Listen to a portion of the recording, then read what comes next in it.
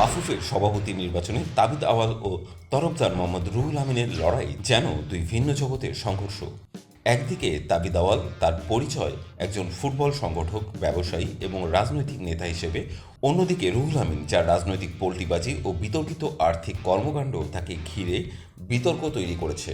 তাবিদ আওয়ালের football সংগঠক হিসেবে দীর্ঘদিনের অভিজ্ঞতা ও ফুটবলের প্রতি গভীর ভালোবাসা তাকে এই নির্বাচনে বিশেষ জায়গায় রেখেছে। বাফুফের সহসভাপতি হিসেবে 2 মেয়াদে দায়িত্ব পালন করে দেশের ফুটবল উন্নয়নে কাজ করেছেন তিনি।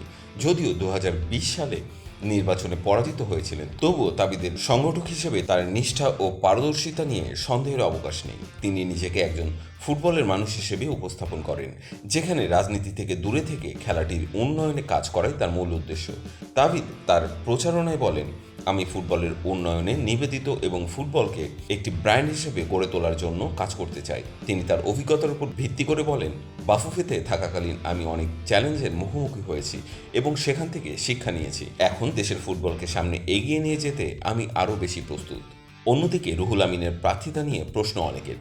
তিনি একসময় আওয়ামী লীগের ঘনিষ্ঠ ছিলেন এবং শেখ হাসিনা ও শেখ রেহানার নিকটজন হিসেবে পরিচিত ছিলেন। চট্টগ্রাম বন্দর থেকে কোটি কোটি টাকা পাচারের অভিযোগের মুখোমুখি হলেও এখন তিনি নিজেকে বিএনপি ঘনিষ্ঠ নেতা হিসেবে তুলে ধরছেন।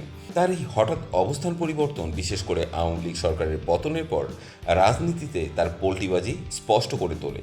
যেখানে তাবিদ আওয়াল নিজের জায়গায় দৃঢ় অবস্থান নিয়েছেন, সেখানে রুহুল আমিনের রাজনৈতিক রং বদল এবং বিএনপির ছত্রছায়ায় আসার প্রচেষ্টা তাকে একটি দ্বিধাগ্রস্ত ও অবিশ্বস্ত প্রার্থী হিসেবে তুলে ধরেছে। রুহুল আমিন তার রাজনৈতিক অবস্থান থেকে বারবার সরে গেছেন, যা তার বিশ্বাসযোগ্যতাকে প্রশ্নবিদ্ধ করেছে। তার প্রচারণায় ফুটবলের চেয়ে বেশি রাজনীতি ও ব্যবসায়িক প্রভাবের চর্চা স্পষ্ট। জনগণের মধ্যে তাই প্রশ্ন ওঠে, রুহুল আমিন কি সত্যি ফুটবল উন্নয়নে আগ্রহী, নাকি এটি শুধুই তার রাজনৈতিক উচ্চাভিলাষ পূরণের আরেকটি সুযোগ? তাবিদ আওয়াল ও রুহুল আমিনের এই দ্বন্দ্ব বাফুফের নির্বাচনে ফুটবল বনাম রাজনীতির লড়াইয়ে পরিণত হয়েছে। তাবিদ যেখানে দেশের ফুটবলকে বিশ্বমঞ্চে তুলে ধরার স্বপ্ন দেখছেন, সেখানে রুহুল আমিনের প্রচেষ্টা রাজনীতির ছায়ায় ঢাকা পড়ে যাচ্ছে। এখন দেখার বিষয়, দেশের ফুটবল প্রেমীরা কাকে বেছে নেন, একজন নিবেদিত ফুটবল সংগঠককে নাকি একজন রাজনৈতিক পল্টিবাজকে।